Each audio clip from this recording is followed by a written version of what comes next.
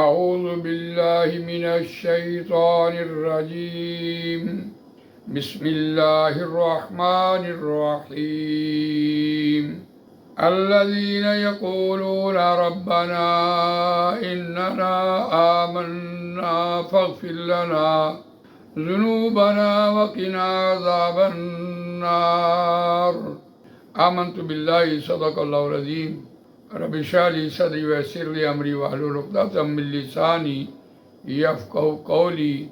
اللهم ارنا الحق حقا وارزقنا اتباعه وارنا الباطل باطلا وارزقنا اجتنابه آمین یا رب العالمین۔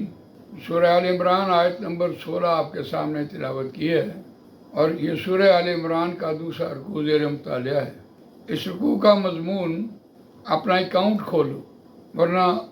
اولاد اور مال کام نہیں آئیں گے، اور اس کی مثال دیتے دیتے فرعون کی مثال دی اور پھر مشرکین مکہ کی مثال دی کہ اس دنیا میں بھی اور آخرت میں بھی جلد بدلہ لیا جائے گا، اور ساتھ ہی دنیا کی حقیقت سمجھائی۔ زُيِّنَ لِلنَّاسِ حُبُّ الشَّهَوَاتِ مِنَ النِّسَاءِ وَالْبَنِينَ وَالْقَنَاطِيرِ الْمُقَنطَرَةِ مِنَ الذَّهَبِ وَالْفِضَّةِ وَالْخَيْلِ الْمُسَوَّمَةِ وَالْأَنْعَامِ وَالْحَرْثِ ذَلِكَ مَتَاعُ الْحَيَاةِ الدُّنْيَا وَاللَّهُ عِندَهُ حُسْنُ الْمَآبِ۔ جب دنیا کی حقیقت سمجھ آ گئی تو پھر ایک علاج بتایا۔ قُلْ أَوْنَبِّئُكُمْ بِخَيْرٍ مِّن ذَلِكُمْ لِلَّذِينَ اتَّقَوْا عِندَ رَبِّهِمْ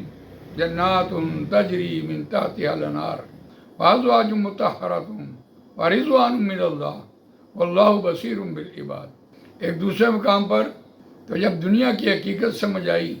اور اس کا علاج بھی آ گیا اور جنت کی نعمتوں کا ذکر بھی ہو گیا،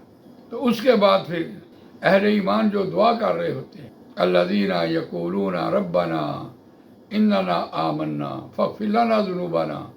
وقنا عذاب النار۔ اے ہمارے پروردگار، الذین وہ لوگ جو کہتے ہیں ربنا اننا آمنا، اے ہمارے پروردگار بے شک ہم ایمان لائے، فاغفر لنا ذنوبنا، بس بخش دے واسطے ہمارے گناہوں کو، وقنا عذاب النار، اور آگ کے عذاب سے ہمیں بچا۔ تو یہ ساتھ ساتھ دعا مانگ رہے ہوتے ہیں، اور یہ دعائیں جو موقع کی مناسبت سے سکھائی گئی ہیں، یہی دعا کا کچھ حصہ حج کے موقع پر ربنا آتنا فی الدنیا حسنۃ وفی الآخرۃ حسنۃ وقنا عذاب النار، آگ کے عذاب سے بچا دے۔ ایک دوسرے مقام پر فمن زحزح عن النار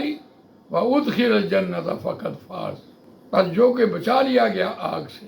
بس تحقیق وہ کامیاب ہو چکا۔ تو یہ ساتھ ساتھ دعا مانگ رہے تھے، اور اس کا آگے پھر عمل کیا ہے، دعاؤں کے ساتھ ساتھ عمل، وہ انشاءاللہ اگلی آیت میں آپ کے سامنے آ جائے گا۔ اللہ تعالیٰ مجھے آپ کو قرآن مجید پڑھنے، سمجھنے، اس پر عمل کرنے، اس کو دوسروں تک پہنچانے کی توفیق عطا فرمائے۔